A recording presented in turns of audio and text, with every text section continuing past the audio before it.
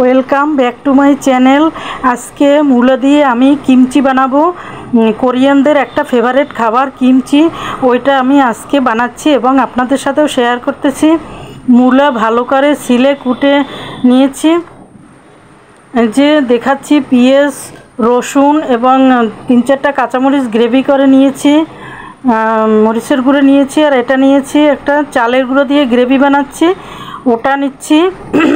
মূলা বেশ খানিকটা লবণ দিয়ে ভিজিয়ে রেখেছিলাম 2 ঘন্টা, তারপরে 3-4 বার ভালো করে পানি দিয়ে ধুয়ে নিয়েছি। মূলাটা লবণ দিয়ে ভিজিয়ে রাখলে ওর যে এক্সট্রা একটা খারাপ গন্ধ আছে ওটা চলে যায় এবং অনেক সফট হয়ে যায়।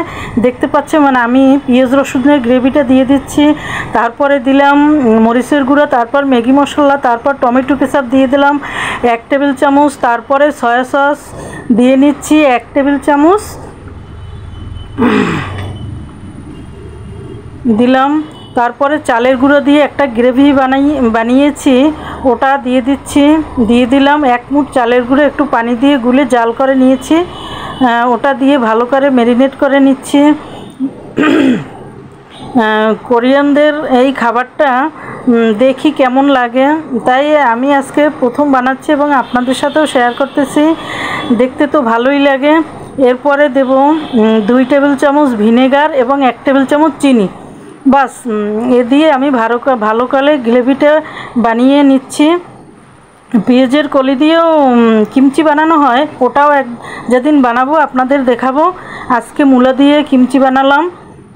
কেমন হয়েছে বন্ধুরা আমাকে জানাবেন। এখন বক্স ভরে মূলার কিমচি ফ্রিজে নর্মালে রেখে 7 দিনও খাওয়া যায়। যখন আমার মনে চাইবে তখন খাবো। কিছুদিন একটু রেখে দিলে 1 দিন পরে এটা খেতে একটু ভালো লাগে, তাই রেখে দেব। কেমন হলো, ভালো হয়ে থাকলে আমাকে লাইক কমেন্ট শেয়ার দিয়ে আমার পাশে থাকবেন, আমাকে সাপোর্ট করবেন। এরপরে বক্সে রেখে বক্সের মুখটা লাগিয়ে আমি ফ্রিজে রেখে দেব। আপনারা এভাবে ট্রাই করে খেয়ে দেখবেন এবং আমাকে জানাবেন কিমচি খেতে কেমন লাগে। এখন মুখটা আটকিয়ে বক্স ভরে রাখবো। আল্লাহ হাফেজ।